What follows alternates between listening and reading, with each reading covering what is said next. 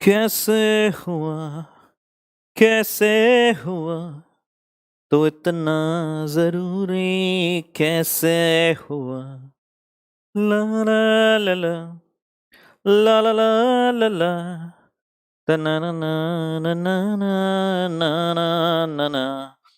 Hi guys, very good afternoon to all of you. स्वागत है आप सबका आज के सेशन में। और हम इस समय की यूटिलाइजेशन को ध्यान में रखते हुए आज फिर से एक बार आप सबके सामने आ गए हैं। Good afternoon to all. उम्मीद करता हूं सब बच्चों ने लंच लुंच कर लेता होएगा। Good afternoon, hello, good afternoon, hello, good afternoon, hello. बहुत सारे बच्चे विश करते हुए आप सबको good afternoon, hello, Ram Ram, जय माता दी, जय बम भोले, जय सरस्वती माता।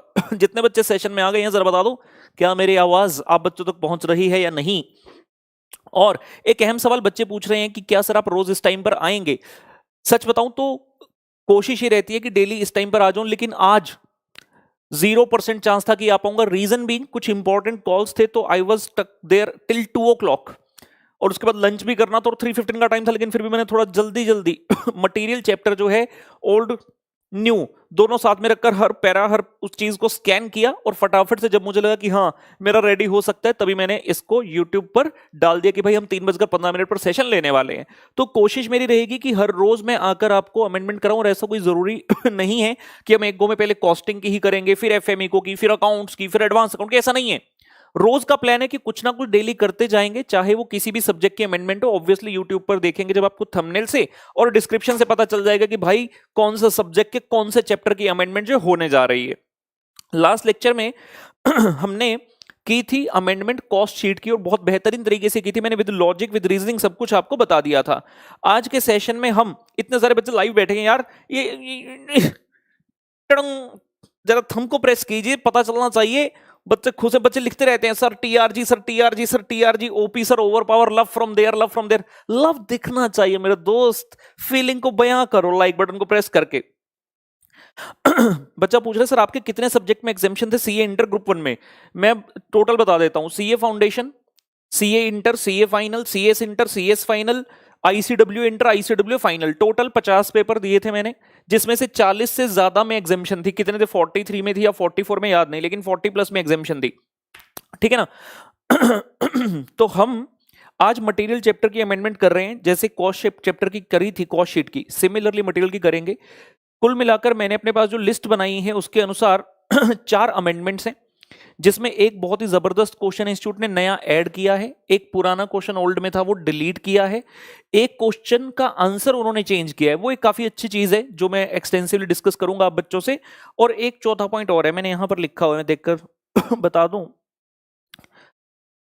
हाँ तो ठीक है, एक का आंसर चेंज किया, 2 का आंसर चेंज किया, बेसिकली 2 क्वेश्चन का आंसर चेंज किया, तो ये अमेंडमेंट है। देखना चाहोगे, ये देखो, ये देखो। ये मैंने लेक्चर स्टार्ट होने से पहले अपने हिसाब से जहां जहां मुझे अमेंडमेंट दिखी वो मैंने बना ली, और मैं अब मटेरियल चैप्टर की अमेंडमेंट स्टार्ट करता हूं। साथ में जैसा कॉस्ट शीट चैप्टर की अमेंडमेंट के बाद हमने उसको भी टेलीग्राम चैनल पर डाल दिया था, तो ये वाला चीज भी टेलीग्राम चैनल पर आपको मिल जाएगा। ज्वाइन नहीं किया है तो ज्वाइन कर लेना। मैराथन की डिमांड बार बार मत कीजिए, मैंने बता दिया था आपके एग्जाम से पहले आपको मैराथन देंगे, ये राहुल गर्ग का आप लोग सबसे वादा रहा। ठीक है ना। और मैराथन जो होता है वो बेस्ट ही होता है हमारा, हमें कहने की आवश्यकता नहीं है। चलिए स्टार्ट करते हैं। यदि आईपीसी वालों का जो है डिटेल में चेक करना पड़ेगा, मैंने कल भी कहा था मेन इंटर वालों के लिए सब कुछ एप्लीकेबल है। आईपीसी के लिए नया मॉड्यूल एप्लीकेबल है या नहीं वो आपको जाकर देखना पड़ेगा आईसीएआई की वेबसाइट पर, नहीं तो ठीक है। हाँ, आईसी की वेबसाइट पर जाकर देखना पड़ेगा। लेक्चर के एंड में अगर टाइम रहा तो मैं बता दूंगा। चलिए मटेरियल कॉस्टिंग चैप्टर पर आ रहे हैं। ये जो आपके सामने चैप्टर है ये ओल्ड चैप्टर है, और ये जो चैप्टर है ये नया है। ये कैसे पता चला, मैंने अपनी कोडिंग लिखी हुई है नीचे तो मुझे पता है। ये ओल्ड चैप्टर है और ये न्यू चैप्टर है। सबसे पहली अमेंडमेंट कहां पर है सबसे खतरनाक वाली अमेंडमेंट, उसी पर आते हैं। सीरियल ऑर्डर में चलते हैं, मतलब पेज नंबर 1 से स्टार्ट करते हुए जब मैं आगे आगे बढ़ा तो मुझे ये मिला, मैं लेकर चलता हूं। ये देखिए जी, तो इंस्टीट्यूट ने एक नया क्वेश्चन जो है ऐड किया, जो कि बेहद बेहद बेहद इंपॉर्टेंट है। रीजन बीइंग कि इसमें जो पॉइंट है वो किसी और क्वेश्चन में है नहीं। ठीक है ना। तो हमने इसको अच्छे समझ लेना। इसका क्वेश्चन वहां से देख लेंगे, आंसर हम इसका यहां कर लेंगे। 1 मिनट रुकिए, ये लीजिए। ये निकाल लिया मैंने इसका उत्तर और ये निकाल लिया प्रश्न। सही बच्चे, पूरी तरह से रेडी रहें, स्क्रीन की तरफ देखना है बस हमने बाकी कोई टेंशन लेनी नहीं। पूरा क्वेश्चन मेरी जिम्मेवारी है कराना, हर बच्चे को पूरी तरह समझ आ जाएगा। आ जाइए जरा डिस्कस कर लें। क्वेश्चन कहता अर्नव इलेक्ट्रॉनिक्स, क्या बच्चे स्क्रीन देख पा रहे हैं? देख पा रहे हैं, देख पा रहे हैं। Arnav electronic manufactures the electronic home appliances, it follows weighted average cost method for the inventory valuation. तो इतनी चीज समझ में आ गई कि ये क्वेश्चन कौन से कॉन्सेप्ट से है। स्टोर्स लेजर का जो कॉन्सेप्ट होता है जिसमें भांति भांति के मेथड होते हैं, FIFO, LIFO, weighted average, simple average, base stock method, highest in first out, HIFO, NIFO, तरह तरह के मेथड जो इसमें होते हैं। Following is the data of component x. तो कंपोनेंट का मतलब क्या है? मटेरियल। ऑब्वियसली चैप्टर जब हमारा मटेरियल कॉस्टिंग है तो ये कंपोनेंट मतलब मटेरियल, एक मटेरियल एक्स है उसके बारे में डाटा दिया है समझेंगे डाटा को ध्यान से। क्या कहता प्रश्न? 15 दिसंबर 2019 सबसे पहले purchase order 008। What is the meaning of purchase order? Let's say मेरी ऑर्गेनाइजेशन है, मुझे फिनिश प्रोडक्ट बनाने के लिए कंपोनेंट एक्स चाहिए, तो मैं फॉर्मली पहले रिक्वेस्ट करूंगा सप्लायर को कि मुझे इतने यूनिट्स जो हैं आपसे चाहिए होंगे, तो उस डॉक्यूमेंट का नाम होता है परचेज ऑर्डर।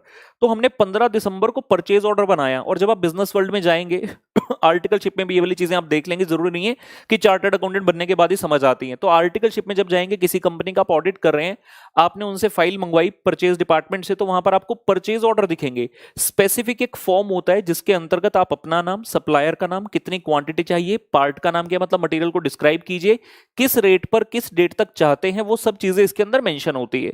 तो कंपोनेंट एक्स के लिए 15 दिसंबर को आपने परचेज ऑर्डर नंबर 8 जारी किया, 10,000 यूनिट्स मंगवाए, रेट पर यूनिट ध्यान रखेंगे, it is rate per unit 9930, एक यूनिट इतने रुपए का है। उसके बाद क्वेश्चन कहता 30 दिसंबर को फिर से आपने एक नया परचेज ऑर्डर रेज किया 009 नंबर का, 10,000 यूनिट्स, और रेट पर यूनिट था 9780 का। अभी सामान आया नहीं है, अभी हमने परचेज ऑर्डर रेज किया। अब क्वेश्चन ने तारीख दी अपने को 1 जनवरी 2020 और कहता ओपनिंग स्टॉक, यानी कि हमें जो स्टोर लेजर बनाना है वो जनवरी 2020 या उसके आगे तक का बनाना है। दिसंबर 2019 का बन ही नहीं सकता, क्योंकि आपको ओपनिंग स्टॉक उसने 1 जनवरी का दिया, तो ऑब्वियसली वहां से स्टार्ट करेंगे। ओपनिंग स्टॉक का मतलब सबसे स्टार्टिंग पॉइंट जो है 3500 यूनिट अपने को पड़े सी ते इना द रेट सी 9810। सारा क्वेश्चन पहले ध्यान से समझना है, ये क्वेश्चन ही ऐसा है कि क्वेश्चन समझ में ही नहीं आता, तो हर एक टर्मिनोलॉजी, हर एक चीज पूरी क्लैरिटी से समझ आ जानी चाहिए। 5 जनवरी 2020 को ही लिखा GRN 008। ये GRN क्या होता है? इसके साथ में स्टार लगा हुआ है, इस स्टार का मतलब नीचे बताया गया GRN means goods received note. Technical language, जब आपकी फैक्ट्री में आपके गोडाउन में सामान आता है तो हम क्या कहते हैं GRN, उसका नंबर लगाया जाता है, प्रॉपर फाइलिंग की जाती है बिजनेस वर्ल्ड में, प्रॉपर हर एक चीज को सिस्टमेटिकली मेंटेन किया जाता है रिकॉर्ड को। तो GRN नंबर 1 का मतलब ये इस महीने का या इस साल का पहली बार गुड्स रिसीव हुआ। GRN नंबर 2 मतलब दूसरी बार रिसीव हुआ। तो ये GRN नंबर 8 है, और ये इंपॉर्टेंट है जो ब्रैकेट में लिखा है अगेंस्ट द परचेज ऑर्डर 008, यानी कि जो 15 दिसंबर को सामान आपने ऑर्डर किया था ना परचेज ऑर्डर 008 में, वो हमें 5 जनवरी को मिला 10,000 यूनिट्स। और रेट के लिए हम डिपेंडेंट नहीं है क्वेश्चन पर, क्योंकि रेट हमें पता है 15 दिसंबर को जो ऑर्डर रेज किया था उसका रेट था 9930 बेटा। उसके बाद 5 जनवरी 2020 फिर से 5 जनवरी को क्या लिखता है MRN। ये MRN क्या, इसके साथ डबल स्टार लगा हुआ है, MRN 003। यहां जाकर देखा MRN का मतलब मटेरियल रिटर्न्ड नोट, मतलब जो सामान सप्लायर से आया मैंने वापस कर दिया इतना सामान। तो 5 जनवरी को जो 10,000 यूनिट्स आए थे उसमें से आपने 500 यूनिट्स क्या कर दिए, वापस कर दिए, मटेरियल रिटर्न नोट। उसके बाद क्वेश्चन कह रहे 6 तारीख को क्या वो मटेरियल रिक्विजिशन, रिक्विजिशन का मतलब रिक्वेस्ट, प्रोडक्शन डिपार्टमेंट से हमें रिक्वेस्ट आई कि इतने यूनिट्स भेज दो। जैसे कि घर में किचन है, किचन के अंदर एक डिब्बा है जिसके अंदर आटा स्टोर किया हुआ है, जब खाना बनाना होता है मम्मी उस आटे में, उस डिब्बे में से आटा निकालते हैं, मतलब रिक्विजिशन हो रही है। A request is being sent by mummy to mummy कि हमें अब प्रोडक्शन के लिए, चपाती बनाने के लिए, चपाती प्रोड्यूस करने के लिए आटा चाहिए होगा। सिमिलरली ऑर्गेनाइजेशन में प्रोडक्शन डिपार्टमेंट परचेज डिपार्टमेंट वाले को रिटर्न में एक चिट्ठी भेजते हैं, उस चिट्ठी का नाम है मटेरियल रिक्विजिशन कि हमें इतना सामान दे दो। Simply speaking this is talking about the issue of material. तो 3000 यूनिट्स का इशू हो गया। फिर आपने क्या किया, 7 तारीख को परचेज ऑर्डर रेज किया नंबर 10, फिर से नया परचेज ऑर्डर 10,000 यूनिट्स का 9750 का रेट है। 10 तारीख, ध्यान ये रखना है कि जब आप स्टोर लेजर बनाते हैं हमें परचेज ऑर्डर की कोई एंट्री नहीं करनी, हम सिर्फ दो ही चीजों से ताल्लुकात रखते हैं, one is the receipt and the other is the issue. सामान आना और सामान जाना, that's it. Receipt and issue. Purchase order में ना सामान आ रहा है ना जा रहा है। परचेज ऑर्डर तो सिर्फ एक डॉक्यूमेंट बनाकर भेज दिया कि ये हमने तुम्हें भेज दिया डॉक्यूमेंट, सामान भेज देना, जब एक्चुअल सामान आएगा सिर्फ उसकी एंट्री होगी।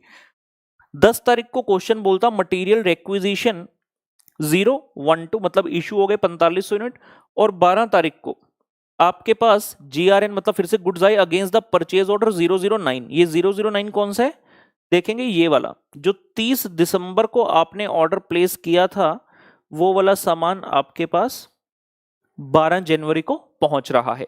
और किस रेट पर आएगा, 009 नंबर परचेज ऑर्डर में रेट क्या था, 9780। ठीक। उसके बाद 13 जनवरी को क्वेश्चन कह रहा है मटेरियल रिटर्न्ड नोट, फिर से एमआरएन, ये देखो एमआरएन का मतलब मटेरियल रिटर्न नोट, आपने फिर से 400 यूनिट वापस कर दिए। कौन से वाले में से, जो 009 वाला आपको रिसीव हुआ अभी, क्योंकि जब भी आप सप्लायर को सामान वापस करोगे जिसको परचेज रिटर्न बोलते हैं, यहां पर आएगा तो चाहे ये इशू के कॉलम में, because the goods are coming out of the store. लेकिन जब आप सप्लायर को उसका सामान वापस करते हो तो आप मेथड कौन सा फॉलो करें वो मैटर नहीं करता है। एक्चुअल रेट जिस रेट पर सामान आया था उसी रेट पर वापस करना है। पता चला आपने लिया 5000 रुपए का, जस्ट फॉर एग्जांपल 5000 रुपए पर यूनिट था, और जब आप वापस कर रहे हैं आप कहते हैं ये पकड़ और मेरे को 7000 दे। वो कहता भाई 5000 का सामान था, 5 ही वापस करूंगा ना रिटर्न में, 7 क्यों? आप कहते नहीं मेरे यहाँ ना फीफो मेथड चलता है, उसके हिसाब से 7000 बनते हैं। ओ यार मजाक कर रहे हो, हु विल डू दिस? आप कहीं से दुकान से किसी से लेट से शर्ट खरीद कर ले आए 500 रुपए की, वापस करने के उसने 500 दिया, आप कहते 700 रुपए दे वापस। ओ यार ऐसे नहीं होता, व्हाट आर यू टॉकिंग? ठीक है ना।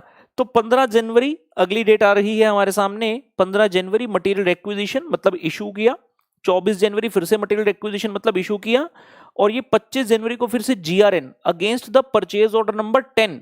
ढूंढो जरा कहां था नंबर 10 परचेज ऑर्डर, ये रहा। परचेज ऑर्डर नंबर 10 के अगेंस्ट हमें 25 तारीख को सामान आया। ओके, तो इसका रेट कौन सा रहेगा, 10,000 यूनिट्स का रेट ये वाला 9750 का। उसके बाद 28 जनवरी फिर से मटेरियल रिक्विजिशन, और 31 जनवरी को भी मटेरियल रिक्विजिशन हो गया। क्वेश्चन समझ में तो आ गया, अच्छा लग रहा है अभी कि यस क्वेश्चन हमें समझ में आने लगा।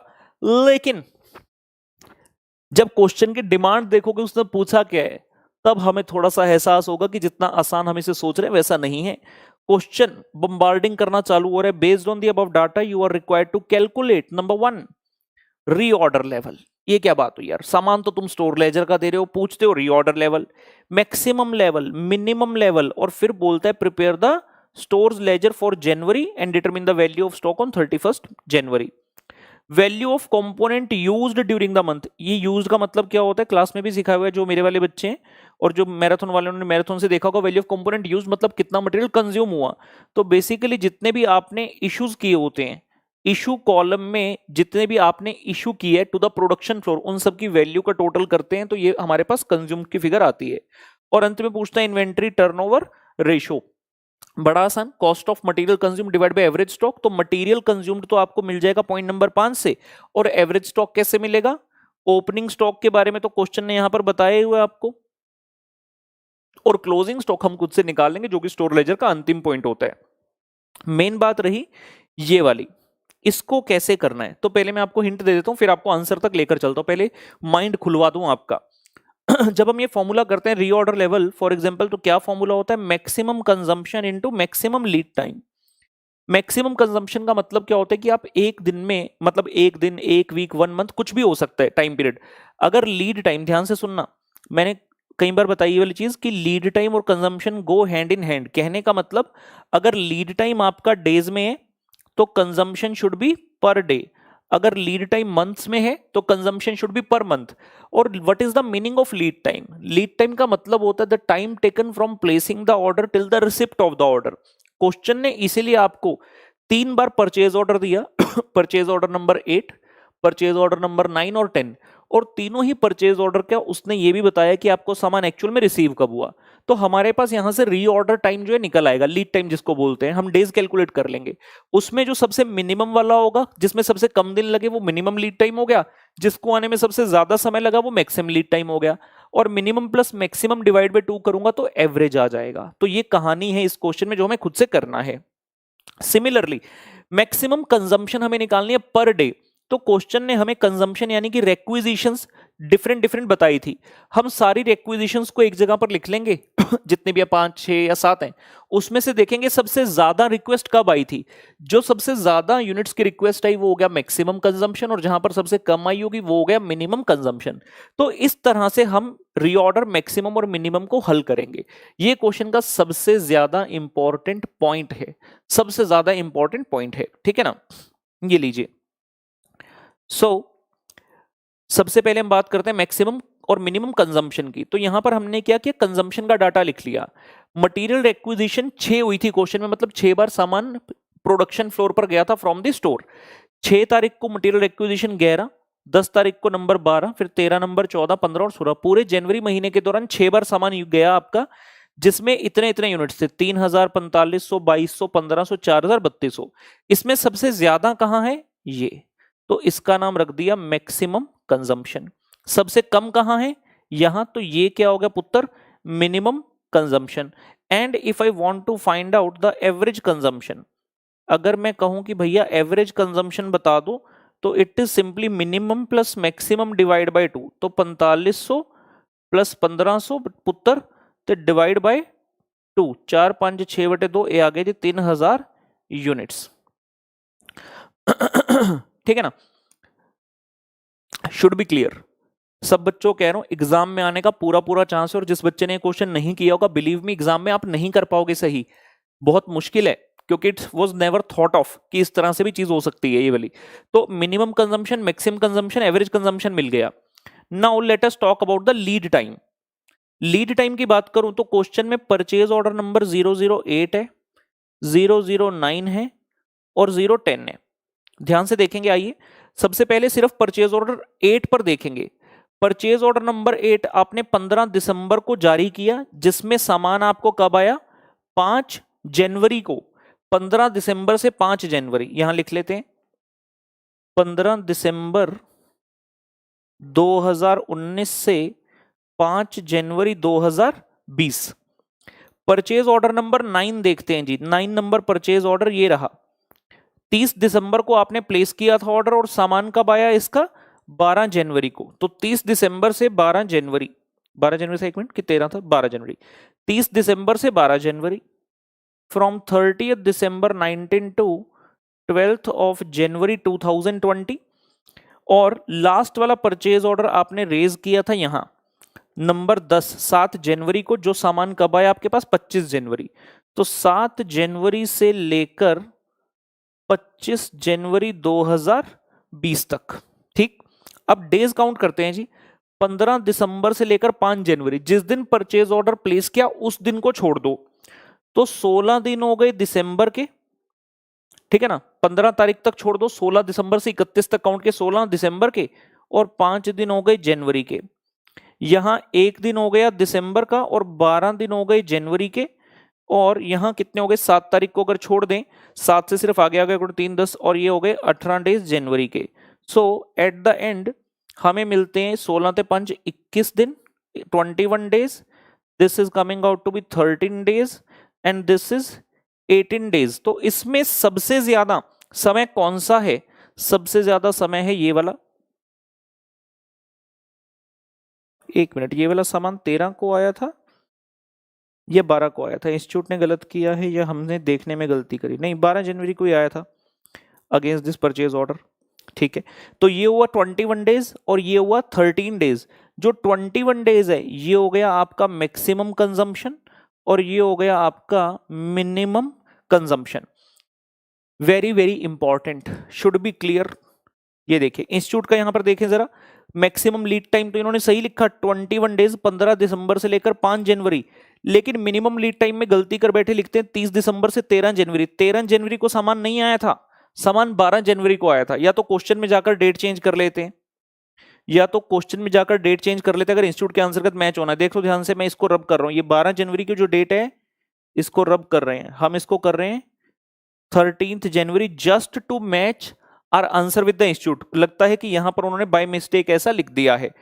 तो हम भी यहां पर अगर 13 जनवरी कर लेते हैं, यहां पर अगर मैं इसको 13 जनवरी कर लेता हूं, तो ये एक दिन हो गया दिसंबर का और 13 दिन हो गए जनवरी के, तो कुल मिलाकर ये हो जाएंगे 14 डेज। कुल मिलाकर ये हो गए आपके 14 डेज। तो 21, 14 और 18, 21 मैक्सिमम, 14 मिनिमम। 18 को एवरेज मत बोल देना, एवरेज हम 21 + 14 डिवाइड बाय 2 करके निकालेंगे। लिखी दें यहां पर अभी, जो एवरेज लीड टाइम आएगा that will be minimum plus maximum divide by 2। 14 जमा 21/2, 35/2 यानी कि 17.5, 17.5 डे। एस तो राउंड ऑफ करके हमें 18 कह देना चाहिए, बट ठीक है 17.5 भी कह सकते हैं, कोई दिक्कत उसमें नहीं है।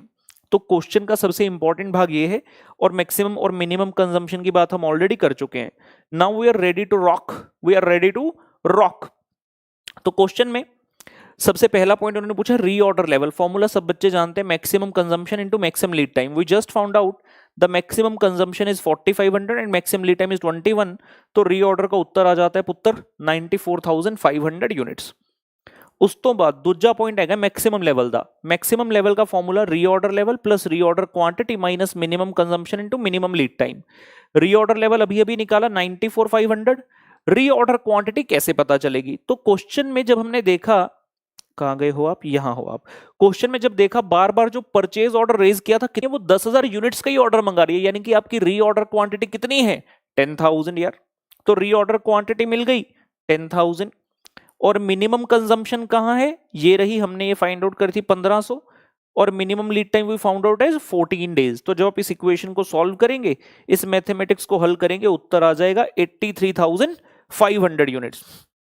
83,500 यूनिट्स। बीच में जरा लिखकर बता देंगे क्या सब कुछ आप बच्चों तक पहुंच रहा है, ऑडियो वीडियो बिल्कुल परफेक्ट तरीके से, there should not be any problem ideally. ठीक है, मिनिमम स्टॉक लेवल भी पूछा। Formula reorder level minus average यानी कि normal consumption into average lead time. Reorder level we found out 94,500। Average consumption मैंने यहां पर निकाल कर दिखाई थी 3,000 आ गया एवरेज कंजम्पशन। ते पुत्र एवरेज लीड टाइम ये हमने यहां पर कंप्यूट किया, एवरेज लीड टाइम 17.5 डेज। तो ये 17.5 आ गया। जब आप इस मैथमेटिक्स को सॉल्व करेंगे तो ਇਹਦਾ उत्तर आ जाना है 42,000 यूनिट। ਤਾਂ ਇਹ ਰੀਆਰਡਰ ਲੈਵਲ, ਮੈਕਸਿਮਮ ਲੈਵਲ ਤੇ ਮਿਨੀਮਮ ਲੈਵਲ ਆਪਾਂ ਹੱਲ ਕਰ ਲਿਆ। ਉਸ ਤੋਂ ਬਾਅਦ ਕੁਐਸਚਨ ਨੇ ਚੌਥੇ ਪਾਰਟ ਵਿੱਚ ਤੁਹਾਨੂੰ ਪੁੱਛਿਆ ਸੀ ਸਟੋਰ ਲੈਜਰ। ਤਾਂ ਸਟੋਰ ਲੈਜਰ ਆਪਾਂ ਹੁਣ ਕਰਨ ਲੱਗੇ, ਥੋੜਾ ਜਿਹਾ ਇਨਲਾਰਜ ਕਰ ਦਈਏ ਸੋ ਦੈਟ ਸਾਰੇ ਬੱਚੇ ਨੂੰ ਦੇਖ ਪਾਈਏ। तो आप हेडिंग लिख रहे हैं पुत्र store ledger for the month of January 2020 as per the weighted average method. तो वेटेड एवरेज मैथड नाल आप करना है, सिंपल सा रूल है, रिसिप्ट इशू बैलेंस जो आप तो इतने दिखा दईए। वो कितने गया भाई, बड़ी बड़ी फाइल्स हैं, कई बार बेचारा सॉफ्टवेयर परेशान हो जाता है। वो किड़े पेज दो काका, कितने तुर पे आ रहे जी, आ रहे ये लीजिए। हमें सिर्फ कंसर्न किन चीजों से, रिसिप्ट इशू और जो बचा कुचा होगा वो बैलेंस। मेथड यूज हो रहा है वेटेड एवरेज मेथड। मैंने पहले भी बताया, वापस से रिपीट कर रहा हूं, परचेज ऑर्डर रेज करने का मतलब बिल्कुल भी नहीं है कि सामान आ गया। परचेज ऑर्डर रेज किया, उसका इफेक्ट स्टोर लेजर में नहीं आएगा। स्टोर लेजर में सिर्फ और सिर्फ दो ही चीजें आती हैं, सामान की इन मूवमेंट और सामान की आउट मूवमेंट, दैट्स इट। सामान आया या सामान गया कहां से, स्टोर से, तभी यहां पर एंट्री होगी, अदरवाइज यहां पर एंट्री नहीं होगी। तो 1 जनवरी 2020 सबसे पहले हमें ओपनिंग स्टॉक जो दिया गया था उसकी एंट्री करनी है। 3500 यूनिट्स हैं 9810 के। और बेहतर दिखाने के लिए मैं क्या करता हूं, इसको थोड़ा क्लीन क्लीन क्लीन कर देते हैं। ओम क्लीन क्लीन नमः, ओम क्लीन क्लीन नमः। लो भाई क्लीन हो गया, लो भाई क्लीन हो गया। क्लीन होने तो बाद आप सब तो पहला देखिए 1 जनवरी 2020 ਨੂੰ ओपनिंग स्टॉक है 35 यूनिट ਤੇ 9810 ਦੇ। आ जाओ मित्रों, ਇੱਥੇ ਵੇਖੀ ਆਪਾਂ 3500 यूनिट। ਉਹ ਤੂੰ ਫੇਰ ਯਾਰ ਬਲੈਂਕ ਹੋ ਗਿਆ, तो फिर पीछे तुर गया। टेक्निकल इश्यूज ऑब्वियसली हम कुछ नहीं कर सकते, लेकिन हाँ हम अपना हौसला बनाए रखेंगे। देखिए 1 जनवरी 2020 को बेटा देख सकते हैं, अगर बैलेंस कॉलम में 3500 यूनिट्स हैं 9810, अमाउंट यहां पर मल्टीप्लाई करके इन्होंने लिख दिया। और क्योंकि फिगर्स बड़ी हो रही थी तो यहां पर इन्होंने क्या लिखा कि ये जो अमाउंट है दिस इज इन 000। इशू का अमाउंट भी 000 और रिसिप्ट का अमाउंट भी 000 कॉमन है, ठीक है ना, क्योंकि अदरवाइज कॉलम में मुश्किल हो जाता समाना। 1 जनवरी 2020 को ओपनिंग स्टॉक हो गया। उसके बाद देखेंगे, हम जानते हैं जब स्टोर लोजर बनाया जाता है तो क्रोनोलॉजिकल ऑर्डर मेंटेन किया जाता है। तो in this chronological order we have to find out कि डेट पहले कौन सी है, रिसिप्ट दी हैगी कि इशू दी हैगी। तो आप थोड़ा जा आगे बढ़िए तो सानू मिलता है 5 जनवरी 2020 समान आ गया GRN number 8 10,000 we received purchase order 8 वाले। परचेज ऑर्डर 8 का रेट क्या था, ये था 9930। कैसे पता चला, यहां पर 008 देख सकते हैं, ठीक। तो हम कहेंगे 10,000 यूनिट्स इंटू 9930। ये देखिए रिसिप्ट कॉलम में एंट्री आ गई 10,000 यूनिट्स @9930 और ये आपकी रिसिप्ट की एंट्री हो गई। इंस्टीट्यूट ने जब ये क्वेश्चन किया, यहां पर ध्यान से देखना स्क्रीन की तरफ, ये कॉलम बनाया जीआरएन का और ये बनाया एमआरएन का। आपको जरूरी नहीं है ये कॉलम बनाकर आना एग्जाम में, बिल्कुल भी हमें बिल्कुल भी जरूरी नहीं है कि हम ये कॉलम बनाएं, ठीक है। इंस्टीट्यूट ने बनाया है, किसी का मन करे तो बना सकते हैं, अदरवाइज रहने दीजिएगा। उसके बाद क्वेश्चन ने क्या किया यहां पर ना, 5 जनवरी को रिसिप्ट के बाद बैलेंस अपडेट नहीं किया, कुछ इशू में भी लिखा है। जरा जाकर देखें 5 तारीख को हुआ क्या था ऐसा। तो जैसे ही आप नेक्स्ट डेट देखते हो ना 5 जनवरी 2020, तो ये एमआरएन था। याद है क्या चीज था, this was the return to supplier. आपने सप्लायर को वापस कर दिया था सामान, कितने यूनिट, 500 यूनिट वापस कर दिए थे इसी परचेज ऑर्डर वाले। तो 500 यूनिट जब वापस करूंगा इसके लिए भी सेम ही रेट लगेगा 9930। तो उन्होंने अलग से एंट्री करने की बजाय, क्योंकि सेम ही डेट पर है तो इसको वहीं पर दिखा दिया। 500 यूनिट हमने वापस जो किए वो इशू कॉलम में आ गए, देखेंगे 500 यूनिट आ गए यहां पर इशू कॉलम में। 9930 वाले जिस रेट पर आया था सामान उसी रेट पर ही आपको वापस करना होगा। और आपका बैलेंस कॉलम अपडेट हुआ, कैसे देखेंगे प्लीज स्क्रीन की तरफ। 3500 यूनिट ओपनिंग पड़े थे, 10,000 यूनिट आए, ऐड हो गया 13,500, जिसमें से 500 यूनिट इशू कर दिए, तो कितने रह गए 13,000 यूनिट। तो 13,000 यूनिट अमाउंट टोटल हो गया ओपनिंग का प्लस परचेज माइनस इशू, और ये आपका बैलेंसिंग फिगर आ गया रेट। वेटेड एवरेज में rate is always a balancing figure, total of the amount divide by total of the units. तो 9898 अप्रोक्सीमेटली रेट आ गया। ये 5 तारीख की बात खत्म हुई। उसके बाद 6 तारीख आई, जिस दिन क्वेश्चन कहता मटेरियल रेक्विजिशन नंबर 11 3000, मतलब आपने 3000 यूनिट इशू किए। तो वेटेड एवरेज मेथड है, जो रेट हमें दिख रहा होगा बैलेंस कॉलम में उससे इशू कर देंगे। ये देखिए जी 3000 यूनिट्स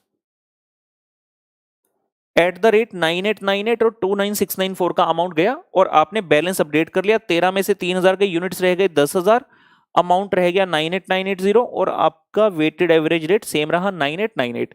वेटेड एवरेज रेट तभी चेंज होगा जब कोई नया रिसिप्ट आएगा, अदरवाइज रेट हमेशा सेम ही रहता है। 6 तारीख का एंट्री डन हुआ, आगे बढ़ते हैं। 6 के बाद 7 तारीख को क्या कह रहा है, परचेज ऑर्डर, और हमने सीख लिया खाली परचेज ऑर्डर की कोई एंट्री नहीं होती।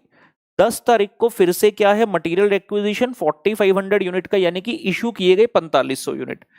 तो 10 तारीख को हम देखते हैं यहां पर 4500 यूनिट वापस से इशू किए गए, रेट सेम है 9898, अमाउंट आ गया और बैलेंस कॉलम अपडेट हो गया। यूनिट्स 10,000 में से 4500 चले गए, 5500 रह गए। अमाउंट में से इशू का अमाउंट माइनस कर दिया और बैलेंसिंग फिगर वेटेड एवरेज निकाल लिया, total amount divide by total units करते हुए, ठीक है ना। ये 10 तारीख रही। उस तो बाद पुत्र अगे बदे तो सानू मिलिया 12 तारीख। 12 तारीख को जीआरएन मतलब सामान आया, कौन सा, परचेज ऑर्डर 009 वाला 10,000 यूनिट। परचेज ऑर्डर 009 ऊपर जाकर देखा तो 30 तारीख का था। क्यों देखा, रेट के लिए। रेट कितना 9780। तो आप रिसिप्ट कॉलम में एंट्री करोगे 10,000 यूनिट इंटू 9780 की। हमने कहा 12 तारीख को देखेंगे यहां पर 10,000 यूनिट्स आए 9780 के हिसाब से और अमाउंट आ गया। और सॉरी हमने कहा था इस डेट को हम क्या कर रहे थे 13, मैं इसको करेक्ट कर दूं। इस डेट को हम 12 नहीं, इस डेट को हम 13 मान रहे हैं क्योंकि क्वेश्चन है 13 तारीख के हिसाब से किए। और 13 तारीख को ही आप देखेंगे तो क्या हो गया, एमआरएन आपने इसमें से परचेज ऑर्डर 009 वाले में से 400 यूनिट क्या कर दिए, रिटर्न टू सप्लायर। तो सेम डेट पर ही ये वाली एंट्री है, हम इशू कॉलम में इसी दिन ये वाले यूनिट्स भी लिख देंगे 400। ये लीजिए, तो हम यहां पर आ गए, ये देखेंगे आप 400 यूनिट इसी दिन हमने वापस कर दिए 97803912। और यहां पर इंस्टीट्यूट ने डेट गलत लिखी है, इसको सही कर दें। इन्होंने यहां पर 12 लिखी है तो ये 13 तारीख है, ठीक है ना। ये 13 तारीख को एंट्री हो रही है। तो you were having the 5500 units before the date of 13th। आपने 10,000 रिसीव किए, 5500 प्लस 10,000 15,500 हो गया, लेकिन फिर उसमें से 400 यूनिट आपने रिटर्न कर दिए, तो रह गया कुल मिलाकर 15,100। तो 15,100 यूनिट अमाउंट इतना, और ये बैलेंसिंग फिगर आपका आ गया 9823। ध्यान ये रखना कि जब आप रिटर्न टू सप्लायर कर रहे हो तो जिस रेट पर सामान आया था उसी रेट पर ही सामान आपको वापस करना होगा, दैट इज 9780। ये जो रेट है, जिस रेट पर सामान आया था उसी रेट पर ही सामान वापस करना होगा, because it is return to supplier. यहां पे वेटेड एवरेज मेथड नहीं लगेगा। वेटेड एवरेज मेथड लगता है when you are issuing the goods from the store to the production floor. Supplier से तो जितने रुपए का सामान आया है उतने रुपए का ही पुत्र उसको वापस किया जाएगा, ठीक है। उसके बाद 13 तारीख डन हो गई, 15 तारीख आई। 15 तारीख को मटेरियल रिक्विजिशन 2200 यूनिट इशू हुए, और फिर 24 को भी इशू हुए 1500। तो 15 को 2200 यूनिट्स और 24 तारीख को 1500, और रेट जो चल रहा है 9823, उसी पर हमने दोनों रिक्विजिशन करी। और अपडेट होकर आपका इन दोनों डेट्स के बाद जो बैलेंस आ रहा है वो कुछ ऐसा है, 11,400 यूनिट अमाउंट है 111,982, एंड डिवाइड करके रेट आ गया 9823। ये आपके पास 24 तारीख तक की एंट्री हुई। 24 के बाद क्वेश्चन ने आपको 25 को कहा जी, सॉरी मेरा कलर रिसिप्ट का ब्लू है, तो 25 तारीख को गुड्स रिसिप्ट नोट हुआ against the purchase order number 10। ऊपर जाकर देखें परचेज ऑर्डर नंबर 10 कहां है, यहां है। मतलब ये जो 10,000 यूनिट आए इनको कौन सा रेट लगेगा, 9750 वाला रेट, क्योंकि जब मैंने 10 नंबर परचेज ऑर्डर रेज किया था 7 जनवरी को, तो 9750 के हिसाब से सामान मंगवाया था, जो कि एक्चुअल में 25 तारीख को आया। तो 25 को हम इनकमिंग की एंट्री करेंगे कि भाई 25 को इनकमिंग की एंट्री हो गई, 10,000 यूनिट्स मिले हैं 9750 से, इतना रेट। और ये बैलेंस कॉलम आपने अपडेट किया, यूनिट्स हो गई 21,400, अमाउंट बढ़ गया और रेट आपका चेंज हो गया 9789 तक पहुंच गया। आगे का क्वेश्चन तो आसान है, कोई दिक्कत नहीं। स्टोर लेजर में दो ही चीजें रहती हैं, 28 तारीख और 31 तारीख को आपने क्या किया जी, सामान को इशू किया 4,000 यूनिट और 3200 यूनिट। तो दिस इज वेरी इजी, 4,000 और 3200 यूनिट 28 तारीख और 31 तारीख को आपने इशू किए, रेट चल रहा था 9789, और सब कुछ करने के पश्चात आपके पास जो अंत में अपडेटेड क्लोजिंग स्टॉक के यूनिट्स है दैट इज 14,200, अमाउंट 139,001 और 000 में है, और आपका जो weighted average rate at the end आ रहा है दैट इज 9789। ठीक, ये आपका काम डन हुआ। तो उसने फिर भी लिखकर बताया अलग से कि भैया जो 14,200 यूनिट क्लोजिंग स्टॉक में है ना, उसकी वैल्यू आई है 139,001। क्वेश्चन ने पांचवी चीज आपसे क्या पूछी थी, क्वेश्चन ने आपसे पांचवें पॉइंट में क्या पूछा था, वैल्यू ऑफ कंपोनेंट यूज्ड, मतलब वैल्यू ऑफ मटेरियल कंज्यूम्ड। गलती बच्चे क्या करते हैं, बच्चे कहते हैं जो जो इशू कॉलम में लिखा है ना, ये देखो ये वाला इशू कॉलम है आपका, मैं थोड़ा एनलार्ज करके दिखाना चाहता हूं। इशू कॉलम के अंतर्गत ये जो अमाउंट वाला सब कॉलम है, ये वाले कॉलम का टोटल कर दो तो आपका सारा आ जाएगा इशू। लेकिन ध्यान दें, इस वाले अमाउंट कॉलम के अंदर दो चीजें ऐसी हैं जो कि इशू नहीं है, वो रिटर्न है, क्योंकि रिटर्न भी तो इशू कॉलम में आता है। सो दो बार रिटर्न था, एक बार ये वाला 4965 वाला और एक बार ये 3912। इन दोनों को छोड़ दो, इनके अलावा जो बाकी चीजें हैं 6 आइटम, 11 नंबर, 12 नंबर, 13, 14, 15 और 16, ये 6 आपकी क्या है, रिक्विजिशन है। मतलब इतना सामान हमने रॉ मटेरियल का स्टोर से प्रोडक्शन फ्लोर तक भेजा। इनको जब आप ऐड करेंगे तो आपके पास वैल्यू ऑफ मटेरियल कंज्यूम्ड की फिगर आ जाएगी। तो वो सभी चीजों का जब आप इकट्ठा कर रहे हैं, ये उत्तर आएगा 181,061। ठीक है ना, दिस इज वेरी गुड। गलती इसमें होती है बच्चों से अक्सर, बच्चे सबका टोटल कर देते हैं, सबका टोटल नहीं करना, तो मैं यहां पर लिख भी देता हूं। सम ऑफ मटेरियल रिक्विजिशंस 11 से 16, that is don't include the return of material, don't include the return of material to the supplier। ये चीज याद रखनी है, और ये शीट मिली जाएगी आपको टेलीग्राम चैनल पर, तो कोई दिक्कत नहीं होगी। उसके बाद अंतिम पड़ाव क्या था प्रश्न का, ओ तेरी किथे आ रहा जी, क्वेश्चन ने पूछा सी इन्वेंट्री टर्नओवर रेशो दस दो। इन्वेंट्री टर्नओवर रेशो का formula cost of material consume that is value of material used upon average stock. तो मटेरियल कंज्यूम तो वी जस्ट फाउंड आउट 181,061, मतलब इतना यूज हुआ। और एवरेज के लिए क्या चाहिए, ओपनिंग एंड क्लोजिंग। जरा देखें ये देखो जी, सबसे पहले जो स्टार्ट किया था this figure, this was your opening stock, amount चाहिए अपने को, यूनिट्स नहीं, दिस वाज ओपनिंग स्टॉक। ਤੇ ਆ ਵਾਲੀ ਜਿਹੜੀ ਫਿਗਰ ਆਈ ਹੈ ਇਹ ਕੀ ਹੈਗਾ ਸਾਡਾ क्लोजिंग स्टॉक, जो कह रहे हैं भाई क्लोजिंग स्टॉक। तो आपने क्या करा, ओपनिंग जमा क्लोजिंग बटे 2 कर दिया, ये आ गया उत्तर इसका कुल मिलाकर 2.09। तो यो आवा हमेशा टाइम्स में 2.09 times is the answer, 2.09 times is the answer मित्रों, ठीक है ना। चलिए ये वाला प्रश्न था बेहद बेहद बेहद इंपॉर्टेंट, सारे का सारा खत्म किया, हम आगे बढ़ेंगे, आगे बढ़ेंगे। चंगा जी पुत्र चंगा जी, मैं जरा एक बार अपनी शीट ते देख ला अगली अमेंडमेंट केड़ी है। पेज नंबर 2.73 ते क्वेश्चन नंबर 5 का आंसर इंस्टीट्यूट ने चेंज किया हैगा है, ठीक है जी। तुहानू लेके चलते हैं 2.73 नंबर पेज ते, 2.73 नंबर पेज ते क्वेश्चन नंबर 5 हैगा है, क्वेश्चन नंबर 5 आहू आ वाला क्वेश्चन, क्वेश्चन है आह, एक मिनट, मैं डर दे रब रब कर दे क्या कर दे रब रब। ये रहा प्रश्न, एक मिनट जी, इसका उत्तर भी आपको दिखा दें, पूरा वेरीफाई कराऊंगा, चिंता मत करो, ये नए मॉड्यूल का उत्तर है, पुराने का भी दिखाऊंगा, आपको सारी चीज़ समझ में आ जानी चाहिए। हमारी अमेंडमेंट के बाद किसी की और की अमेंडमेंट देखने की आवश्यकता नहीं होगी, ये हमारा दावा है। सब तो बेस्ट चीज़ तो आप करा देनी है।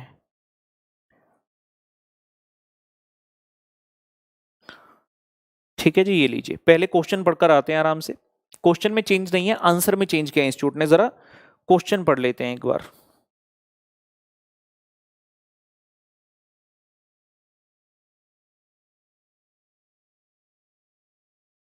ये लो क्वेश्चन नंबर 5 हमारी किताब का ही क्वेश्चन है, काफी जगह पूछा जा चुका ऑलरेडी। कहता है जी company X limited received an offer of quantity discount, जो इस टॉपिक का नाम हम प्राइस ब्रेक रखते हैं, मैराथन में भी आप बच्चों ने देखा होगा। तो जैसे जैसे आप क्वांटिटी जो है वो ज्यादा लेना स्टार्ट करते हैं, ज्यादा क्वांटिटी पर जैसे जैसे जाते हैं, आपको प्राइस में ना डिस्काउंट मिलता जाता है, तो ये प्राइस कम करते जा रहे हैं। क्वेश्चन उसके बाद नॉर्मली बता रहा है, कहता एनुअल रिक्वायरमेंट है हमारी 5000 टन की, ऑर्डरिंग कॉस्ट है 1200, कैरिंग कॉस्ट है 20%, compute the most economical purchase level. तो इस टाइप के क्वेश्चन में क्या किया जाता है, हम तरह तरह के ऑर्डर्स एज्यूम कर लेते हैं। तो यहां पर ये दिखा गया ऑर्डर्स एज्यूम्ड 400, 500, 1000, 2000, 3000, ठीक हो गया। ध्यान से सुनते जाना, हमें यहां पर जब टोटल कॉस्ट निकालनी होती है तो हम क्या करते हैं, purchase cost, ordering cost, carrying cost, इन सबका टोटल करते हैं। ऑर्डरिंग कॉस्ट निकालने के लिए आपको क्या चाहिए होता है, number of order. Please listen to me very carefully. आपकी एनुअल रिक्वायरमेंट है 5000 टन की, जब आप यहां नंबर ऑफ ऑर्डर निकालेंगे, 5000 पूरे साल में मंगाने हैं और एक ऑर्डर में 400, तो कितने ऑर्डर हो गए, 12.5। अब तक क्या होता था, हम रनिंग हैंड में 12.5 को 12.5 ऑर्डर ही कर देते थे, मतलब कोई क्लैरिटी एक्चुअल में नहीं थी कि इसको 12.5 ही रखें या 13 कर दें। अच्छा पहले तो ये बता दूं, कोई बच्चा ये ना समझ रहा हो कि अगर सर ये 12.2 आ जाता फिर तो 12 ही करते ना, क्योंकि 0.5 या उससे कम है। अरे यहाँ पे नॉर्मल डेसिमल राउंडिंग वाला प्रिंसिपल नहीं चलता। आपने अगर ऑर्डर प्लेस करना है सामान के हिसाब से, और अगर 12.1 भी आ गया, आप उसको राउंड ऑफ करके अगर 12 कर दोगे, इसका मतलब है कि जितना सामान आपको चाहिए था उतना आ ही नहीं पाया। तो जब भी नंबर ऑफ ऑर्डर डेसिमल में है तो इतना तो श्योर है कि वो बैकवर्ड जो है राउंड ऑफ नहीं होगा, फॉरवर्ड राउंड ऑफ होगा। 12.1 number of order shall also be rounded off to 13 and 12.9 shall also be rounded off to 13। 12 पर राउंड ऑफ नहीं होगा, ये श्योर है। अब तक क्या होता था, इंस्टीट्यूट क्या करता था, ये 12.5 आया इसी के हिसाब से ये 12.5 नंबर ऑफ ऑर्डर आ गया आपके। देखो ऊपर हेडिंग देखो क्या लिखा है, number of orders. Ordering cost के लिए क्या करना पड़ता था, 1200 से मल्टीप्लाई करना पड़ता था। आप इसको 12.5 को 1200 से मल्टीप्लाई कर रहे हो तो ये आ गया 15,000 रुपए। समझ रहे हैं बात, ये पुराने मॉड्यूल का आंसर है। अब जो हमारा नया मॉड्यूल है उसका आंसर देखो स्क्रीन पर। 12.5 निकाला लेकिन ब्रैकेट में 13 लिख दिया, और जब 13 ऑर्डर्स को 1200 से मल्टीप्लाई किया, जो ऑर्डरिंग कॉस्ट पर ऑर्डर है 1200 गुना 13, तो ये क्या है भैया 15,600। ओल्ड वाले मॉड्यूल में क्या था मित्रों 15,000, यहां क्या है 15,600, 600 रुपए बढ़ गया, जिसके कारण पुराने मॉड्यूल में इसका उत्तर दिया था 60,63,000, लेकिन अब ये हो गया 60,63,600। सिमिलरली और भी बताते थे इसी क्वेश्चन में, जब 500 निकाले, जब 500 ऑर्डर साइज है तो कोई दिक्कत नहीं हुई, 10 नहीं आया, यहां 5 आया, यहां फिर से देखेंगे ये क्या आया 2.5। अब 2.5 तो ऑर्डर होते नहीं, यहां या 1.666, तो पुराने वाले मॉड्यूल में उन्होंने इसी ऑर्डर को लेकर आगे कर दिया, लेकिन नया मॉड्यूल कहता है कि भैया हमें अपनी गलती सुधारने का मौका दो। उन्होंने इस 2.5 को जो आया था इसको किया 3, और जो ये 1.666 आया था इसको किया है 2। हमेशा फर्दर राउंड ऑफ करना है, जिसकी वजह से जब आप 3 इंटू 1200 करोगे तो ये कितना आया 3600। जब आप 2 इंटू 1200 करोगे तो ये ऑर्डरिंग कॉस्ट आया 2400, जबकि पुराने मॉड्यूल में 3600 और 2400 नहीं है, यहां पर 3000 और 2000 है। Are you getting my point? तो हम अब क्या करेंगे, एग्जाम में भी जब ऐसा क्वेश्चन आएगा, कोई भी क्वेश्चन है जहां पर आपको ऑर्डरिंग कॉस्ट निकालनी है, तो आइडियली क्या करें, नंबर ऑफ ऑर्डर्स जब निकालते हैं तो नंबर ऑफ ऑर्डर्स को निकालकर पहले उसको राउंड ऑफ करें और उसके बाद मल्टीप्लाई करें further ordering cost per order के साथ। ये वाली चीज को ध्यान में सब बच्चों ने रख लेना है, ठीक है ना। तो उन्होंने बड़े क्लियरली इस बार नोट भी दिए, अब तक कोई खास गाइडलाइन नहीं थी तो दोनों ही चीजें इंस्टीट्यूट ठीक करता था, लेकिन अब मुझे लगता है कि इंस्टीट्यूट ने एक भी क्वेश्चन में अगर ऐसा लिख दिया कर दिया तो इंस्टीट्यूट बच्चों से यही एक्सपेक्टेशन रखेगा कि आप नंबर ऑफ ऑर्डर्स को राउंड ऑफ करें और उसके बाद ऑर्डरिंग कॉस्ट पर ऑर्डर से पुत्र मल्टीप्लाई करें। पढ़ भी लेते हैं यहां पर क्या लिखी है English. Since the number of orders cannot be in decimal, so 12.5 orders are taken as 13 order, 2.5 has been taken as 3 order, and 1.66 order has been taken as 2 order। और ऑब्वियसली ये कॉस्ट चेंज हुई, जिसकी वजह से आपकी ये जो ultimate वाली कॉस्ट है ये भी पुराने मॉड्यूल के कंपैरिजन में यहां पर चेंज हो गई। तो एक इस क्वेश्चन में भी चेंज है। अब ये चेंज बहुत बारीकी वाला है, ठीक है ना। बहुत सारे टीचर को स्टूडेंट्स को पता ही नहीं चलेगा, वो क्वेश्चन टू क्वेश्चन कंपेयर करेंगे, ये क्वेश्चन पहले भी था, ये क्वेश्चन अब भी है। अरे भाई क्वेश्चन तो सेम है, उसका आंसर तो देख लो। कोई यूं ही टीआरजी नहीं कहलाता मेरे दोस्तों, कोई यूं ही टीआरजी नहीं कहलाता मेरे दोस्तों। बच्चा कह रहा सर थान ने तो हरियाणवी और पंजाबी सिखा दी, बड़ा मन तो करता है भोजपुरी भी सिखा दूं। तो लगावे लो जब लिपस्टिक लेना सारा डिस्ट्रिक्ट जिला टॉप लागेलू, बस कमरिया ओहो कमरिया कर लापालॉक लॉलीपॉप लागेलू। ये लीजिए जी, ये लीजिए आपके सामने प्रश्न नंबर 6। अब ये प्रश्न नंबर 6 ना, ये पुराने मॉड्यूल में भी है। ये क्या बात हो गई, ये देखिए जी, थोड़ी सी अमेंडमेंट बची है, कोई ज्यादा नहीं है, मेन काम हमारा हो गया, फिर भी एक दो जो चीज है वो कराऊंगा आपको, ठीक है ना। ये पुराने मॉड्यूल का क्वेश्चन नंबर 6 है। कहते जी, क्वेश्चन कहता from the details given below की करना calculate reorder level, maximum level, minimum ते डेंजर लेवल। ਤੇ ਜਦੋਂ ਆਪਾਂ ਨਵੇਂ ਮੋਡਿਊਲ ਦਾ ਕੁਐਸਚਨ ਦੇਖੀਏ, ਜਦੋਂ ਆਪਾਂ ਨਵੇਂ ਮੋਡਿਊਲ ਦਾ ਕੁਐਸਚਨ ਦੇਖੀਏ ਕੁਐਸਚਨ ਨੰਬਰ 6, ਇਹਦੇ ਵਿੱਚ ਵੀ ਐਦਾਂ ਦੀ ਹੀ ਚੀਜ਼ਾਂ ਪੁੱਛੀਆਂ ਨੇ। क्वेश्चन ने यही कहा कैलकुलेट रीऑर्डर, मैक्सिमम, मिनिमम और डेंजर लेवल। बच्चा कह रहा सर जिला हिला दिया आपने, बेटा रुक जा, जिला नहीं हिलाना, बैठ जाना हमसे। क्वेश्चन में जो इंफॉर्मेशन है ना वो चेंज कर दी, क्वेश्चन में जो इंफॉर्मेशन है वो चेंज कर दी। जैसे कि यहां पर cost of placing a purchase order 4000 है, पुराने वाले मॉड्यूल में कितनी थी, cost of placing the order 20 रुपए थी। तो इसी तरह से इस क्वेश्चन में कुछ कॉस्मेटिक चेंजेस किए गए हैं। मोर और less the way of doing the question is same, लेकिन क्योंकि क्वेश्चन में ही चेंज कर दिया तो मैं आपको करा रहा हूं नया, ठीक है ना। हम नया भला भी कर लेंगे, पुराने को छोड़ देंगे। तो क्वेश्चन नंबर 6 में उन्होंने क्या बोला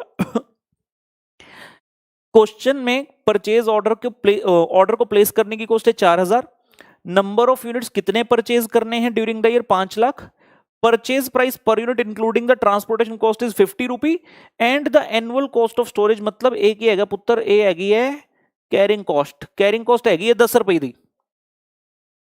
उस तो बाद क्वेश्चन कहता जी डिटेल्स ऑफ लीड टाइम बोले तो reorder time, delivery time, average 10 days, maximum 15 days, minimum 5 days, और इमरजेंसी परचेज के लिए 4 डेज। इमरजेंसी परचेज कब यूज होता है, डेंजर लेवल निकालते टाइम।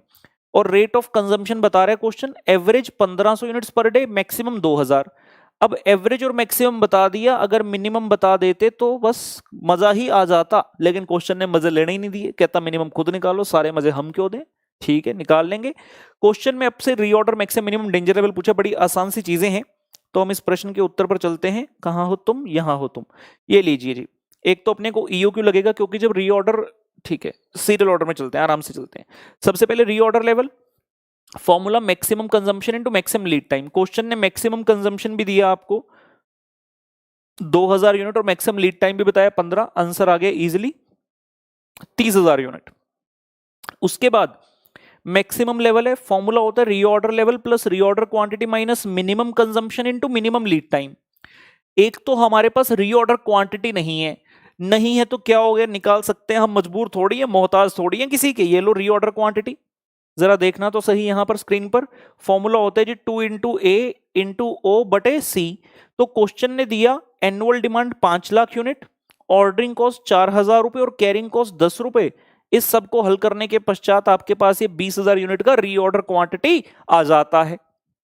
और जब बारी आई मिनिमम कंजम्पशन की, तो यार एवरेज कंजम्पशन का फॉर्मूला होता है minimum consumption plus maximum consumption बटे 2। क्वेश्चन में आपको एवरेज कंजम्पशन दे दिया, मैक्सिमम कंजम्पशन दे दिया, तो हम मिनिमम तो इजीली निकाल सकते हैं। Average is equal to minimum plus maximum बटे 2। यहां पे मैथमेटिक्स को हल करोगे, क्रॉस मल्टीप्लाई करोगे तो यहां से ये मिनिमम कंजम्पशन आ गई 1000 यूनिट की। इन दोनों चीजों की आवश्यकता हमें मैक्सिमम लेवल के फॉर्मूला में थी और वहां जाकर हमने इसको भर दिया। ये लीजिए, रीऑर्डर लेवल है 30,000, रीऑर्डर क्वांटिटी 20,000 और मिनिमम कंजम्पशन 1000 यूनिट जो निकाली, और मिनिमम लीड टाइम क्वेश्चन में गिवन है 5। ये आ गया जी 45,000 यूनिट। तो बेसिकली हमारा ये वाला टॉपिक रिवाइज हो गया स्टॉक लेवल का। और मिनिमम लेवल की बात करें तो फॉर्मूला होता है reorder level minus normal consumption या एवरेज कंजम्पशन इनटू नॉर्मल या फिर average lead time. Reorder level निकाला था 30,000, एवरेज कंजम्पशन क्वेश्चन में गिवन है, एवरेज लीड टाइम भी गिवन है 1500 और 10, तो ये उत्तर आ गया 15,000 यूनिट्स का। ठीक है ना। उसके बाद अंत में आया डेंजर लेवल। उसके बाद आया डेंजर लेवल। यहां पर क्वेश्चन में एक छोटी सी मिस्टेक कहूं या वेगनेस कहूं तो है, ध्यान से समझ लेंगे। इंस्टीट्यूट क्या करते हैं, इंस्टीट्यूट ने अपनी किताब में भी ना डेंजर लेवल के फॉर्मूला में वर्डिंग लिखी हुई है एवरेज कंजम्पशन और नॉर्मल कंजम्पशन। काफी सारे बच्चे मेरे साथ बैठे हैं तो मैं चाहूंगा इस पॉइंट को थोड़ा बता दूं। मेरे स्टूडेंट उनको तो मैंने क्लास में बहुत डिटेल में कराया हुआ है। इंस्टीट्यूट ने ना किताब में डेंजर लेवल में नॉर्मल कंजम्पशन लिख दिया।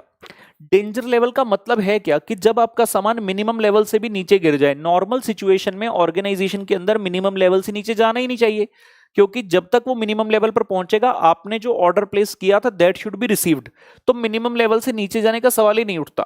तभी तो उसका नाम मिनिमम लेवल है कि भाई ये सबसे नीचे वाला लेवल है, इसके नीचे नहीं जाना।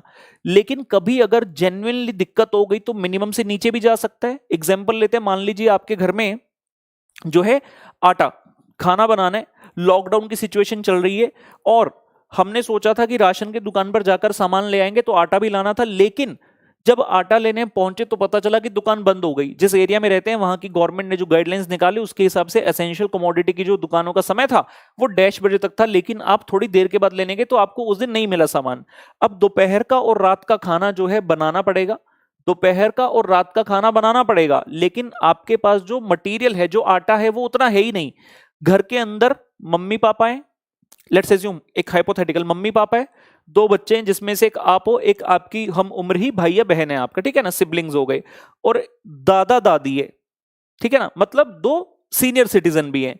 अब खाना 6 लोग हैं कुल मिलाकर घर में, 2 टाइम से मल्टीप्लाई कर दो तो 12 लोगों का खाना होना है, लेकिन आपके पास जो सामान है वो 5 या 6 लोगों का ही मैक्सिमम है।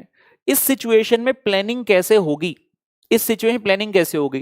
कुछ बच्चे सोच रहे होंगे सर हम तो अपना खाएंगे, हमें क्या लेना। बेटा इतना खुदगर्ज नहीं होना, निकम्मो, थोड़ी शर्म करो। नौजवान लौंडे हो तुम, तुम्हें खाने की जरूरत नहीं है। एक टाइम नहीं भी खाओगे तो कुछ नहीं होगा, खा के वैसे ही पसर ही जाना है बेड पे, सो ही जाना है तुमने तो। अब क्या होगा इस सिचुएशन, चलो coming back to the point, जब मिनिमम लेवल से नीचे गिर गया सामान और हमारे पास फ्रेश सामान नहीं आ रहा तो हम कहते हैं हम डेंजर लेवल पर पहुंच गए। अब इस डेंजर लेवल में मान लो आप मिनिमम खाते हो 2 चपाती, मतलब आपको सर्वाइवल के लिए 2 रोटी तो चाहिए ही चाहिए, लेट्स एज्यूम, लेकिन आप 6 तक भी खा सकते हैं। Example, minimum 2 maximum 6। जब घर में 2 सीनियर सिटीजन भी हैं और हमारे पास आटा कम है तो इस टाइम पर क्या आप अपनी नॉर्मल कंजम्पशन करेंगे? आप नॉर्मली 4 रोटी खाते हैं, अगर हर बंदा घर में नॉर्मल कंजम्पशन करेगा तो सामान की ऑप्टिमम यूटिलाइजेशन हो ही नहीं पाएगी. Whenever the minimum level mark is crossed and we come towards the danger level, we cannot do the normal consumption at all. हम उस टाइम पर सिर्फ मिनिमम कंजम्पशन ही कर सकते हैं. इसीलिए डेंजर लेवल के लिए जो आइडियल फॉर्मूला बनता है दैट इज मिनिमम कंजम्पशन. जबकि इंस्टीट्यूट ने, सुनते रहना, भी पूरी कहानी खत्म नहीं की मैंने, इंस्टीट्यूट क्या करता है, अपने मटेरियल के अंदर नॉर्मल कंजम्पशन लिखा हुआ है. लेकिन जब से मैंने पढ़ाना स्टार्ट किया, याद आता है मुझे वो समय जब 2010 अगस्त में 11 अगस्त को मैंने ईवाई से रिजाइन किया था, उसके बाद से लेकर जब से मैंने पढ़ाना स्टार्ट किया तो मैंने कहा, चिक चिक कर ये कहता रहा कि डेंजर लेवल नॉर्मल नहीं, एवरेज नॉर्मल नहीं, मिनिमम होना चाहिए. नवंबर 2017 में इंस्टीट्यूट ने क्वेश्चन पूछा था, मेरी क्लास पजल का अंतिम प्रश्न है वो वाला, जहां तक मुझे याद है. उस क्वेश्चन में इंस्टीट्यूट ने जब सजेस्टेड आंसर निकाला था, तब पहली बार इंस्टीट्यूट ने नॉर्मल वाला भी आंसर दिया था और मिनिमम कंजम्पशन वाला आंसर भी दिया था. तो उन्होंने उस चीज पर एक स्टैंप लगाई, मोहर लगाई कि भैया मिनिमम कंजम्पशन वाला आंसर भी सही होता है. उसके बाद से मैंने अपने स्टूडेंट्स को यह कहना स्टार्ट कर दिया कि आप to be on the safer side, best तो है कि मिनिमम वाला यूज करो, मिनिमम वाला ही आंसर सही होगा. लेकिन इंस्टीट्यूट की ईगो भी सेटिस्फाई करनी पड़ती है, कहीं उस टीचर को ये ना लगे कि इंस्टीट्यूट के मटेरियल में हमने नॉर्मल कंजम्पशन लिखकर दिखाया था, बच्चे ने मिनिमम से क्यों किया. तो आप मिनिमम से भी करके आओ और आप नॉर्मल से भी करके आओ, दोनों तरह से करके आओ. और क्योंकि इंस्टीट्यूट खुद ही सजेस्टेड में दे चुका है 2017 में, तो आपको कोई दिक्कत नहीं है. जहां भी कोई भी चीज क्वेश्चन पेपर का ये रूल है, मैंने लास्ट सेशन में भी कहा था, एग्जाम टिप्स की मैंने सीरीज बनाई है, सारे बच्चों को जरूर देखनी चाहिए. मैंने वहां पर एक सीरीज, उस एक सेशन में सिर्फ इसी पॉइंट के ऊपर बातचीत की है कि अगर कोई भी पॉइंट क्वेश्चन पेपर में वेग है, एम्बिगुअस लग रहा है, तो आप उसके बारे में एडिशनल अपना अजम्पशन और नोट लिखकर आइए, so that the person, the examiner who is checking your paper, उसको पता हो कि बच्चे को ओवरऑल नॉलेज पूरी है. अगर आपने उस वेग वाली चीज के लिए, जैसे कि फॉर एग्जांपल क्वेश्चन में लिख दिया डेप्रिसिएशन 15%, ये लिखा ही नहीं कि एसएलएम है कि डब्ल्यूडीवी है, आपने समझ लिया एसएलएम, इंस्टीट्यूट सोचकर बैठा है डब्ल्यूडीवी. तो आप अगर नोट नहीं लिखोगे, as the question is silent, I have assumed SLM method, हो सकता है इस सिचुएशन में अगर आपने नोट नहीं लिखा तो इंस्टीट्यूट आपका उत्तर गलत कर दे. लेकिन हम ऐसी चीजों से बचना चाहते हैं, हर अटेम्प्ट गोल्डन अटेम्प्ट है, हम सभी ये चाहते हैं कि जल्दी जल्दी लेवल क्लियर करके अपना चार्टर्ड अकाउंटेंट की डिग्री को हासिल करें. तो हम इस क्वेश्चन में क्या करेंगे, एवरेज कंजम्पशन तो चलो इंस्टीट्यूट ने लिख दिया, मैं इसको गलत नहीं कहूंगा, मैं ऑल्टरनेट एक और करवा दूंगा. तो एवरेज कंजम्पशन है 1500 unit. Lead time for emergency purchase, question में जाओगे तो लीड टाइम जो इमरजेंसी परचेज का कितना दिया हुआ है, 4. मैंने ये भी सिखाया हुआ है सब बच्चों को, एडिशनली बता देता हूं. अगर मान लो क्वेश्चन ने दिया ही ना होता, let's assume this is not written, मान लो it is not given in the question, तो क्या करोगे, क्वेश्चन ने पूछा तो डेंजर लेवल भी है, डेंजर लेवल के अपने को चाहिए होता है maximum lead time for emergency purchase. Emergency purchase का लीड टाइम क्या होना चाहिए. अगर क्वेश्चन ये ना देता तो हम क्या करते, जो आपको मिनिमम लीड टाइम दिया रहता है ना, आप उससे कम एज्यूम करते, क्योंकि ये तो नॉर्मल सिचुएशन में है कि कम से कम 5 दिन में आएगा. जब आपके पास सामान खत्म हो गया, मिनिमम लेवल से नीचे पहुंच गया, तो आप 5 दिन नहीं दोगे सप्लायर को, आप फोन करोगे कि भैया जल्दी से जल्दी सामान भेज, मेरी प्रोडक्शन रुक गई है. तो अगर ये हमें 4 डेज वाली फिगर ना गिवन होती, lead time for emergency purchase, हम खुद से एज्यूम करते लेस देन 5, कुछ भी एज्यूम करते, चाहे 2 करते, 3 करते, 4 करते, कुछ भी करते, सब सही होता, प्रोवाइडेड आप नोट लिख कर आते. As the question is silent, we have assumed the maximum lead time for emergency purchase is 3 days, 4 days, 2 days, कुछ भी लिखते इसमें से, तो आपका उत्तर सही होता. ठीक है ना. तो डेंजर लेवल के लिए इंस्टीट्यूट का जो आंसर है एवरेज कंजम्पशन से उन्होंने किया, हम इसको एक बार मिनिमम कंजम्पशन से भी डेफिनेटली कर देंगे. ये डेंजर लेवल उन्होंने किया एवरेज कंजम्पशन से, तो मैं आपको ये वाला करवा देता हूं, और minimum consumption into minimum lead time, minimum consumption minimum lead time यहां से मिल जाएगा मैक्सिमम लेवल के फॉर्मूला से. 1000 मिनिमम कंजम्पशन है, सॉरी ये मैंने क्या लिख दिया, इसको लिखना चाहिए था maximum lead time for emergency purchases, lead time for emergency purchases, जो कि आपको क्वेश्चन में गिवन है 4. तो 1000 गुना 4, 4000 यूनिट्स, ये आपके डेंजर लेवल का ऑल्टरनेट आंसर मैंने बता दिया. ठीक है ना. Every should be very much clear about this, everybody should be clear about this. ठीक है ना. ओके, ये क्वेश्चन अपनी अंतिम सांस से गिनता हुआ। कोई बच्चे सेशन में बैठे हैं, सेशन को लाइक कर देंगे जी अगर अब तक नहीं किया। कंजूसी नहीं करनी है बिल्कुल भी। और भाई आप बच्चों के कोर्सेज बता दें, जिन बच्चों ने अब तक हमारे सिर्फ कॉस्ट और एफएम इको का टेस्ट लिया है, उन सब बच्चों से गुजारिश है अकाउंट्स और एडवांस अकाउंट के सेशन को भी आप बिल्कुल उसी तरह सराहेंगे। तो आप चाहें, अगर मैंने ब्रांच अकाउंटिंग का पूरा चैप्टर, पूरे 14 लेक्चर रेगुलर कोर्स के अपलोड किए हैं, तो आप बच्चों ने लेक्चर को देखकर अंदाजा लगा सकते हैं क्वालिटी का। और I am thankful to all those students. There have been more than I guess 170 students ऐसे हैं मेरे पास अभी जिन्होंने मेरे चारों सब्जेक्ट लिए हैं। तो भाई thank you so much for reposing your trust and faith. आप बच्चों के फेथ के कारण ही हम इस मुकाम तक पहुंच पाए, और आपका ये विश्वास हमेशा बना रहे, इसके लिए मैं यहां पर वादा करता हूं, सब बच्चों से प्रतिज्ञा लेता हूं कि मैं आप सबके भले के लिए जब तक हूं तब तक काम करता रहूंगा, और आप अपना प्यार यूं ही बरसाते रहिएगा। तो भाई पहली अमेंडमेंट हमने कर ली, दूसरी भी कर ली, तीसरी भी कर ली, चौथी अमेंडमेंट पर आ रहा हूं। ये अमेंडमेंट नहीं है, डिलीशन है। पुराने स्टडी मटेरियल में एक क्वेश्चन नंबर 8 था, ओल्ड स्टडी मटेरियल का question number 8, it has been deleted now. पुराने स्टडी मटेरियल का डिलीट हो गया क्वेश्चन। रीजन क्या है? ये क्वेश्चन 2 बार डला हुआ था। दिखाऊं, कोशिश करता हूं अगर मिल जाए आपको दिखा दूं। Just few seconds I will take। कितने आएगा मटेरियल टर्नओवर रेशो? ये रहा। ये देखो, ये इलस्ट्रेशन नंबर 11 है, इसमें भी यही वाली चीज बोली। कहता जी calculate the inventory turnover ratio of 2 items, material A material B, opening stock 1050। 2 minute के लिए फिगर्स को अगर रिटेन कर सकते हो तो कर लेना। 1052 927 11 और मटेरियल टर्नओवर रेशो निकालनी थी। 1052 927 11 और यहां पर ये क्वेश्चन सेम पड़ा है 1052 927 11। तो गलती से पहले 2 बार था तो एक बार डिलीट हो गया, तो ये भी मैंने मान लिया कि मैं बच्चों को बता दूं तो अच्छा रहेगा। तो नए स्टडी मटेरियल में अब ये क्वेश्चन नंबर 8 डिलीट कर दिया गया क्योंकि it was in module 2 times. तो कुल मिलाकर ये आपके मटेरियल कॉस्टिंग चैप्टर की अमेंडमेंट्स थी। मैं वापस से रिपीट कर दूं मैंने क्या क्या किया आपके साथ। एक स्टोर लेजर का जो क्वेश्चन ऐड हुआ, वेरी वेरी इंपॉर्टेंट, क्योंकि वहां पर आपको कंजम्पशन का कोई हिंट नहीं, डायरेक्टली लीड टाइम का हिंट नहीं, तो वो बहुत बेहतरीन एक प्रश्न है। दूसरा, नंबर ऑफ ऑर्डर्स के बारे में सीखा। पूरे मटेरियल चैप्टर के किसी भी क्वेश्चन में जब नंबर ऑफ ऑर्डर्स निकालने हैं, अब तक हम क्या करते थे, जब ऑर्डरिंग कॉस्ट निकालना होता था, annual demand upon EOQ into ordering cost per order, सीधा मल्टीप्लाई। मतलब कैलकुलेटर पर क्या करते थे, अगर मान लो मैं क्या कह रहा हूं, अब तक क्या करते थे, annual demand upon EOQ into ordering cost per order. अब तक क्या करते थे, ये ऑर्डरिंग कॉस्ट निकालने के लिए। अगर मैं एग्जाम्पल के तौर पर कहूं कि मान लो मेरी एनुअल डिमांड है 50,000 यूनिट, मेरा ईओक्यू है 600 यूनिट और मेरी ऑर्डरिंग कॉस्ट पर ऑर्डर है मान लो 20 रुपए की, तो हम अब तक क्या करते थे, अब तक क्या करते थे, आप कहते थे एनुअल डिमांड बटे EOQ into ordering cost per order. मतलब ऐसे कर सकते थे क्योंकि इंस्टीट्यूट की क्लियर गाइडलाइन नहीं थी। 50,000 बटे 600 गुना 20, तो ये आ गया 1667 रुपये अप्रोक्सीमेटली। लेकिन अब से क्या करना है, 50,000 बटे 600 गुना 20। अब ये करना है, क्या बात करो सर, सेम ही तो लिखा है। ओ पुत्र रुकता जा पुत्र, थोड़ी जी ठंड रख प्लीज कृपा करके। 50,000 बटे 600 जो तुसी किता, ए आ रहा है, ए फिगर आ रही है 83.33, तो इसको आप राउंड ऑफ करोगे कहां, 84। मैंने पहले ही बताया कोई बच्चा इसको 83 नहीं करेगा, राउंड ऑफ हमेशा अपर करना है, 84 इंटू 20।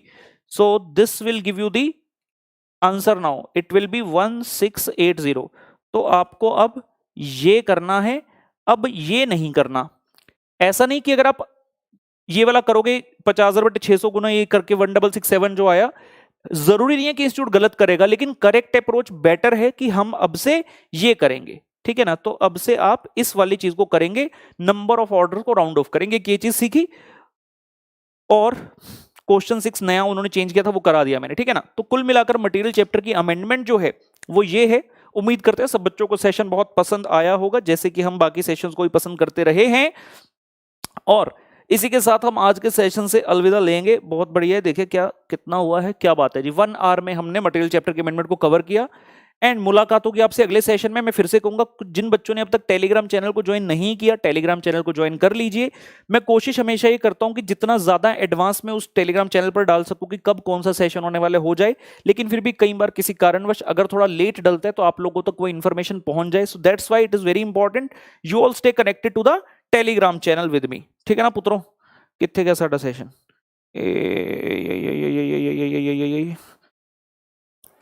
ओ बल्ले बल्ले तो साडे कोड़ियां नु छेड़ना। ठीक है जी, चंगा। सर एक रिक्वेस्ट है, हम पहले से रिवाइज कर लिया करेंगे बेटा। मैं पूरी कोशिश करूंगा। मैंने मानव जी आपके लिए यही कहा बेटा, मयंक सॉरी मयंक, मैंने यही कहा, ठीक है ना बच्चों?